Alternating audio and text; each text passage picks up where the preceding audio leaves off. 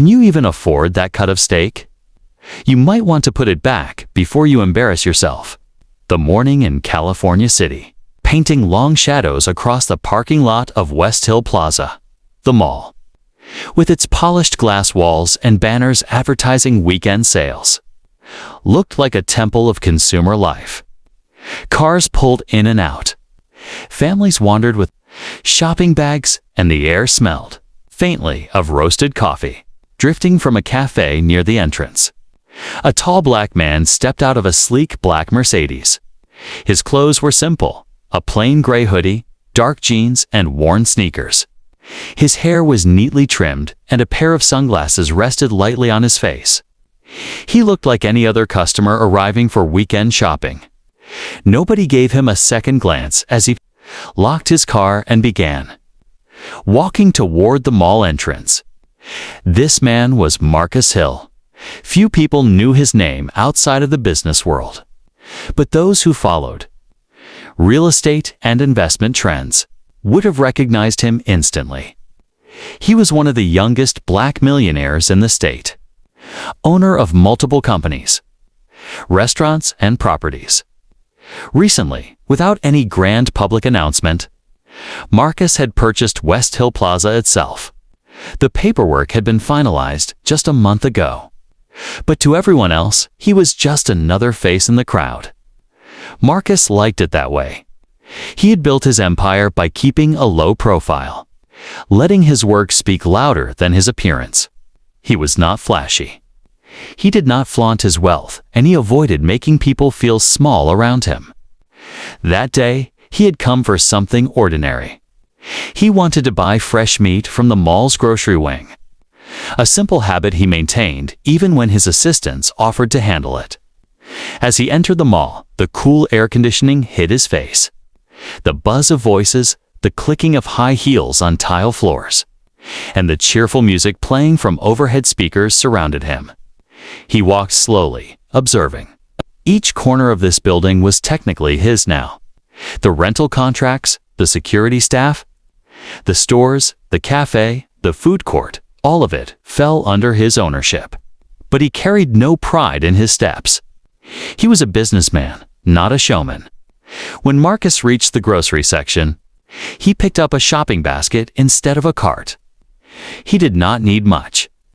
The butcher's counter, lined with fresh cuts of beef, pork, and poultry, stood at the far end. Behind the glass, employees in white aprons arranged steaks on trays and tied roasts with string. A few customers stood in line, chatting casually. Marcus waited quietly. When his turn came, he asked politely for 2 ribeye steaks. The butcher, a middle-aged white man with thinning hair, glanced at Marcus with quick eyes before giving a small smirk. He pulled the steaks from the tray, wrapped them in paper, and slid them across. The smirk lingered on his face. Marcus noticed, but he said nothing. He continued down the aisles, adding bread, vegetables, and a bottle of juice to his basket. His movements were slow and thoughtful, like a man who had all the time in the world. People passed him without notice. That was fine with him. When Marcus finally reached the cashier lanes, he chose one with only 2 customers ahead of him. The cashier was a young white man in his 20s, wearing a blue uniform shirt. He leaned lazily on the counter, chatting with the bagger, a woman about the same age. Both laughed at something on the cashier's phone. As Marcus placed his items on the belt, the cashier's eyes flicked toward him. The laughter did not stop, but the tone shifted. The cashier nudged the bagger and whispered something. The woman looked at Marcus and snickered. Marcus kept his face calm. He had seen this before: subtle mockery that turned bolder when people thought they held the upper hand. The cashier scanned the steaks slowly, holding them up as if they were suspicious. "Big choice," he said loudly, glancing at the bagger. "Hope your card doesn't bounce on this one." The bagger laughed openly. Maybe he thought the price tag was in cents, not dollars. Customers in nearby lanes turned their heads briefly.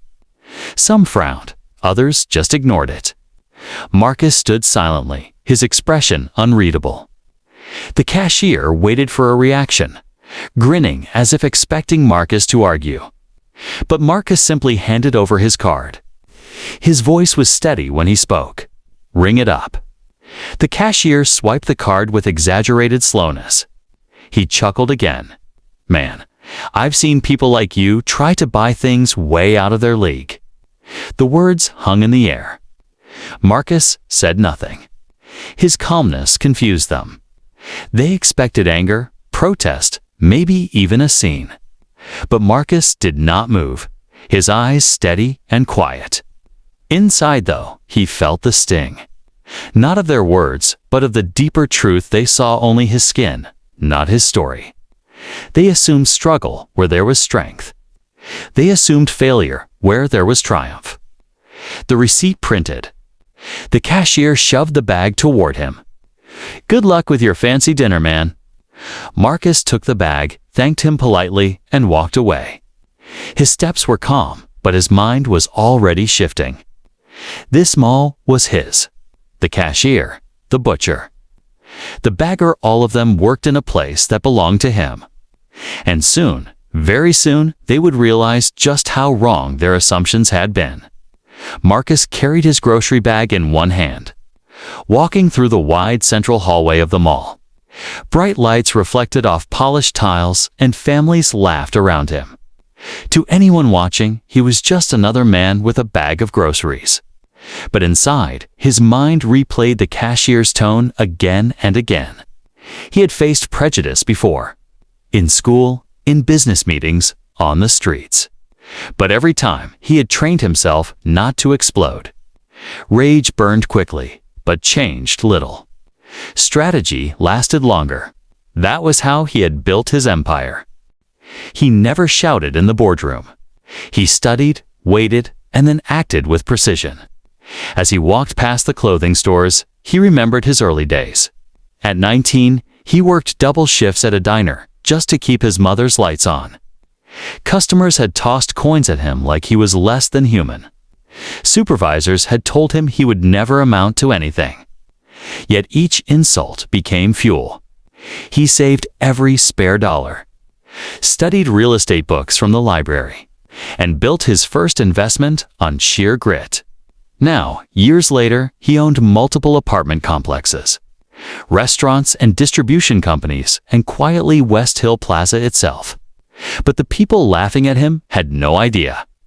Marcus stopped in front of a coffee shop, looking through the glass at a group of young professionals typing on laptops. He thought of the contrast. The world judged wealth by outward show. Yet here he was, dressed in plain clothes. Ignored, underestimated. He did not resent invisibility. In fact, it gave him freedom. What he resented was the arrogance of people who assumed worth could be read from appearance. He sipped water from a bottle he had bought earlier and continued walking. Security guards in uniform passed him, nodding politely. He nodded back. They had no idea he signed their paychecks now. As he reached the exit, he paused. He could leave quietly, drive home, and forget the incident. But something in him resisted. Lessons were not learned when arrogance went unchallenged. The mall was more than a building. It was a workplace, a community space. A symbol that its future depended on the values set by its leadership. Marcus turned back. He had a meeting scheduled with the property management team later that week.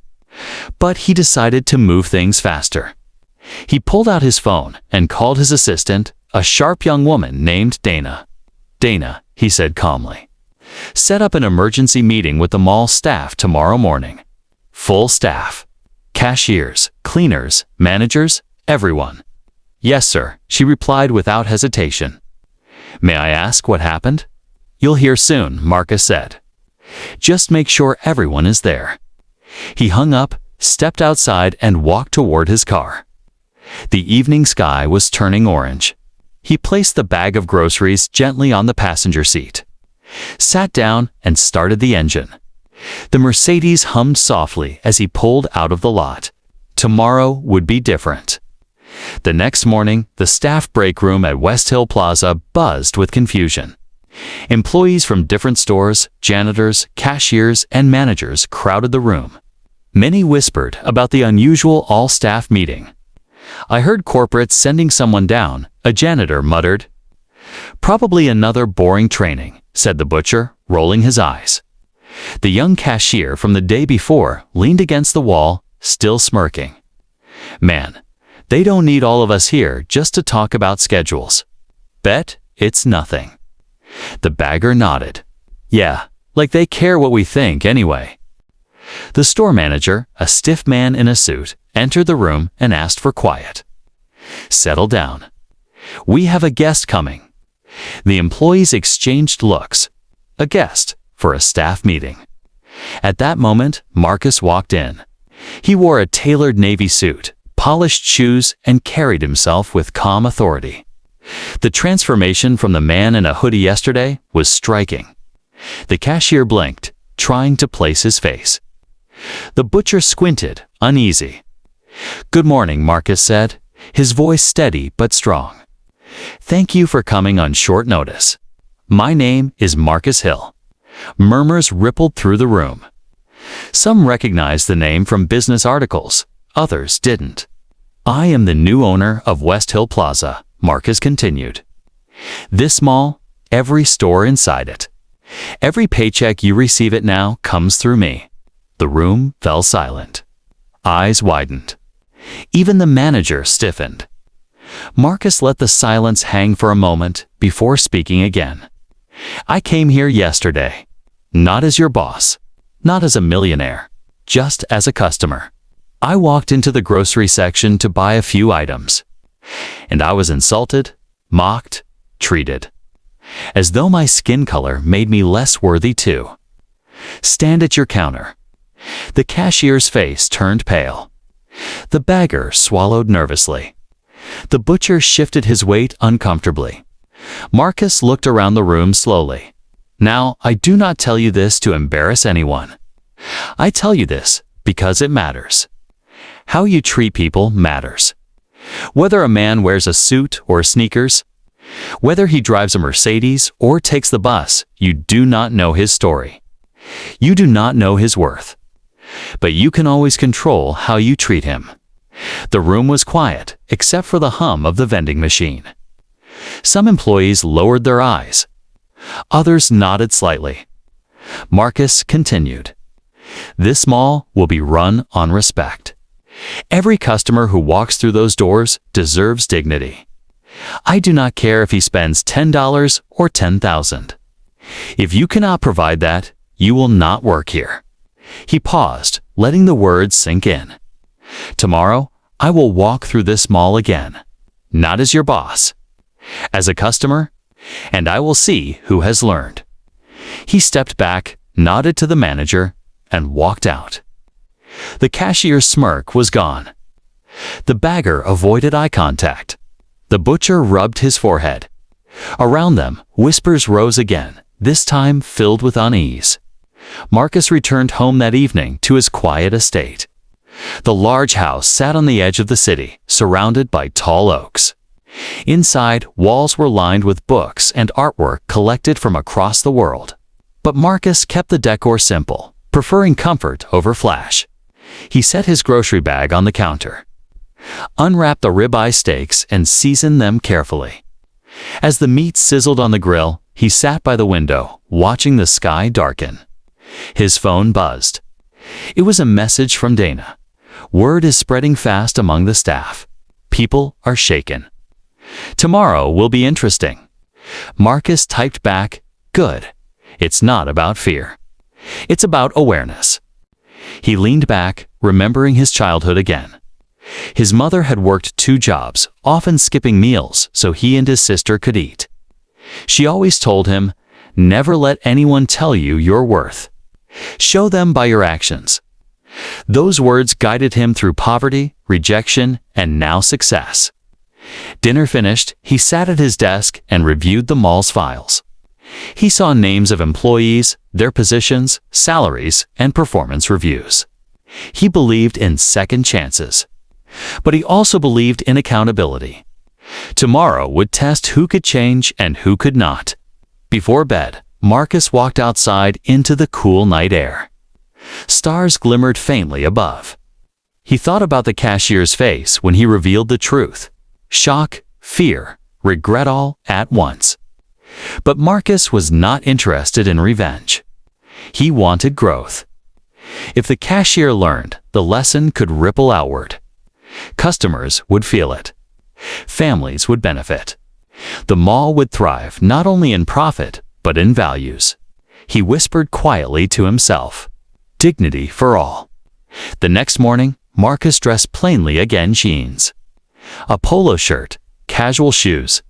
He wanted no attention. He drove to the mall, parked in the same spot, and walked in with steady steps. The atmosphere inside felt different. Employees stood straighter. Cashiers greeted customers more warmly. Security guards gave polite nods. It was as if a veil of laziness had been lifted. Marcus walked toward the grocery section. The butcher noticed him and quickly adjusted his posture. "Good morning, sir," he said, voice formal now. "How can I help you today?" Marcus looked him in the eye.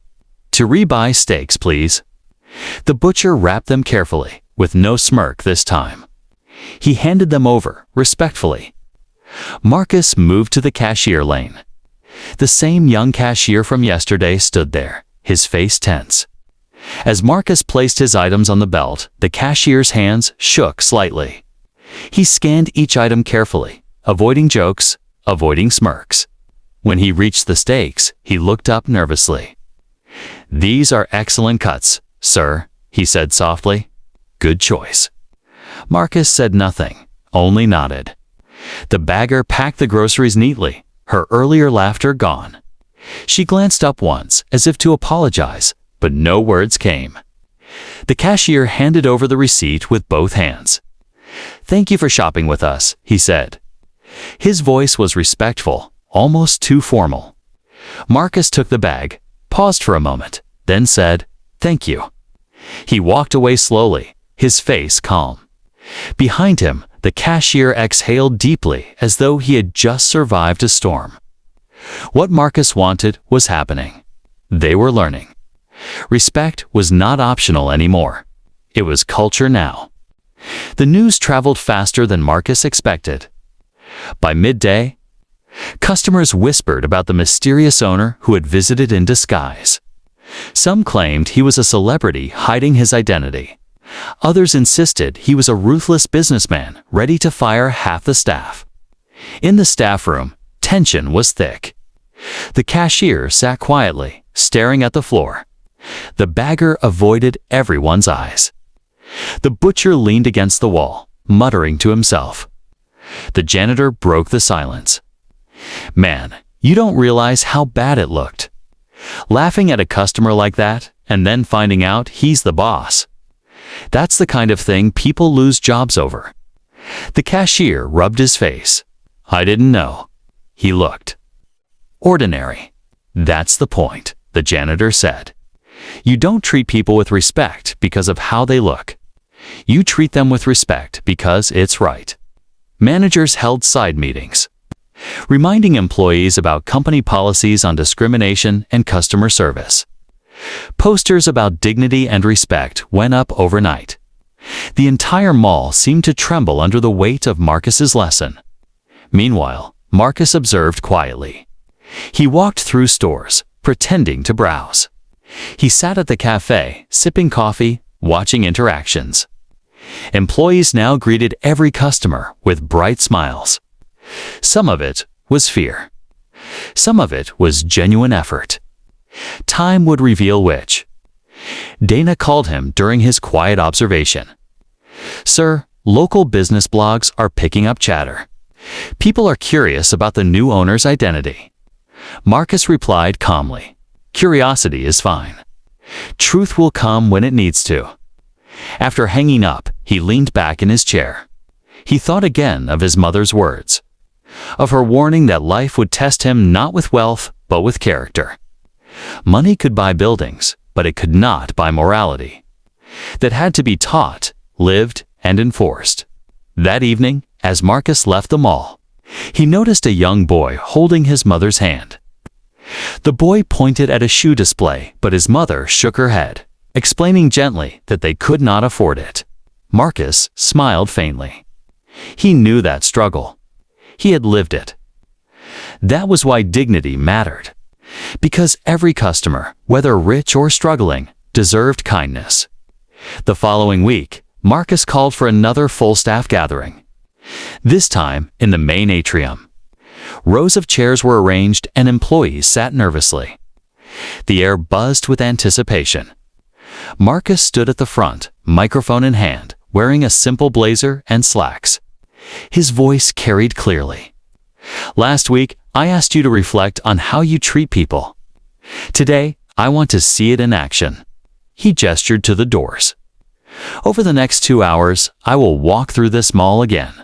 Not alone. With me will be volunteer strangers, customers I invited. They will shop, ask questions, and interact with you. I want to see if respect is truly becoming part of this culture. Murmurs filled the air. Some employees stiffened with fear. Others nodded with determination. One by one, families, elderly shoppers, and young students entered, mingling through the stores. Marcus observed from a distance. At the grocery section, the cashier stood straighter than ever, greeting each customer warmly. He helped a woman carry bags, complimented a father, buying fruit for his children, and spoke gently to an elderly man, struggling with payment. The bagger smiled sincerely this time, chatting kindly with a little girl who clutched a toy. In the clothing store, employees assisted shoppers without judgment, offering advice patiently. In the cafe, baristas treated every order as important. Marcus took notes quietly. He was not looking for perfection. He was looking for change. At the end of the exercise, he returned to the atrium.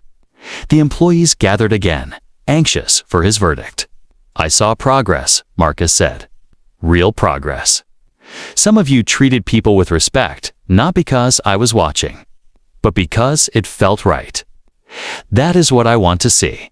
Not fear, not forced smiles. Genuine humanity. He paused. This mall can be more than a marketplace. It can be a place where people feel safe, welcome, and valued.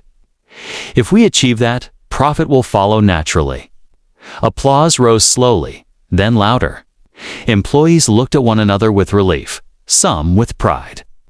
The cashier sighed deeply, as though a heavy weight had lifted. Days passed, and Marcus noticed subtle shifts.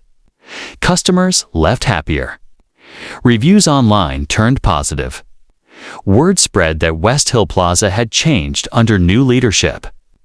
One evening, as Marcus prepared to leave, the young cashier approached him nervously. "Sir," he began, his voice unsteady, "I want to apologize. I disrespected you. I disrespected myself too. That day. I didn't think about what my words meant. I just tried to look cool in front of my coworker. But I was wrong, truly wrong." Marcus studied him carefully. The man's eyes were sincere, his shoulders heavy with regret. "What have you learned?" Marcus asked calmly. The cashier swallowed. "That respect isn't optional. That I can't judge someone's worth by what they wear or how they look. That I could have humiliated someone who was struggling instead of you. And that's worse." Silence stretched between them. Finally, Marcus nodded. Acknowledging your mistake is the first step. Living differently is the next. You have a chance. Don't waste it. The cashier's eyes watered slightly. "Thank you, sir. I won't forget this." Marcus shook his hand firmly. "Good. Prove it with your actions."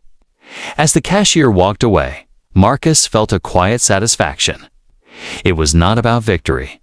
It was about growth. One man's lesson could ripple through many lives. Weeks later, Marcus agreed to a public press conference. Local media had been buzzing with speculation, and he decided it was time to speak. Reporters gathered in the atrium, cameras flashing. Shoppers paused to watch. Marcus stepped up to the podium. "Good afternoon," he began. "My name is Marcus Hill. Many of you may know me as an investor, an entrepreneur. What you may not know is that I grew up poor in this very city. My mother worked long hours to keep food on the table. I was told I would never succeed. But through discipline, faith, and determination, I built businesses brick by brick." He glanced around the crowd. "I bought West Hill Plaza not just as an investment, but as a symbol. This mall represents opportunity. It represents community, and I want it to represent respect. Every customer who walks in here should feel dignity, regardless of their background, their income, or their appearance." Applause broke out. Cameras clicked. Marcus smiled faintly. "We cannot change the past, but we can shape the present, and by shaping the present, we shape the future. Let this mall stand as proof that respect and opportunity belong to all of us." The crowd erupted with cheers. Some shoppers wiped tears. Employees clapped with genuine pride. Months later, West Hill Plaza had transformed. Customer numbers grew. Families preferred it over other malls, praising the friendly staff and safe atmosphere. Employees worked with renewed spirit, knowing they were part of something meaningful. The cashier who once mocked Marcus had become one of the most courteous workers, even training new hires about the importance of dignity. The butcher spoke respectfully to every customer, remembering the day he smirked and regretted it. The bagger carried groceries with a genuine smile, proud to be part of the change. One Saturday, Marcus walked through the mall in plain clothes again. Nobody recognized him. That was fine. He watched as an elderly woman struggled with her shopping bags. The cashier rushed to help, carrying them to her car. A little boy dropped his ice cream, and the cafe staff offered him a replacement for free. A family on a tight budget received patient guidance from store workers about sales and discounts. Marcus sat on a bench, heart full. This was what he had envisioned. Not just profit, not just ownership. A culture of respect that would outlive him. A young girl passed by, holding her mother's hand. She looked at Marcus and smiled. "Hi, mister." Marcus smiled back. "Hi there." The girl skipped away, laughing. Marcus closed his eyes briefly. Hearing his mother's voice again, "Never let anyone tell you your worth. Show them by your actions." He whispered softly, "We did it." "Mom." The mall bustled around him, alive with kindness. Proof that one moment of prejudice could become the seed of transformation. Marcus stood, took a deep breath, and walked out into the bright afternoon. Your turn. What's the life lesson you're walking away with? Tell us in the comments.